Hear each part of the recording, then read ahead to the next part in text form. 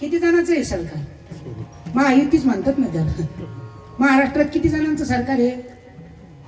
अजित पवार साहेब, शिंदे साहेब आणि फडणवीस साहेब, बरोबर, तिघांचे.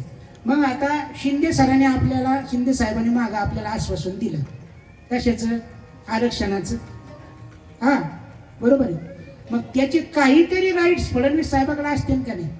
त्याच्यामुळे तर आपल्याला परत त्रास होतोय. आता माझं बोलणं तर देतो मला.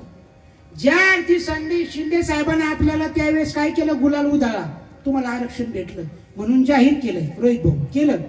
आणि आता काय म्हणतात? ते आरक्षण टिकणार नाही. मग त्या दिवशी गुलाल कशाचा उधळला तुम्ही? आम्ही मुंबई बरोबर उधळत होतो मग त्या दिवशी. आता आज जो त्रास होतोय तो कशामुळे होतोय? युती सरकारमुळेच ना. आता शिंदे सरकार म्हणतात की आम्ही त्याच्यावर पुन्हा विचार करू आणि टिकणार तुम्हाला आरक्षण देऊ. आता ज्या वेळेस ब्रह्मदेवाने हिरण्यकश्यपूला वरदान दिलं,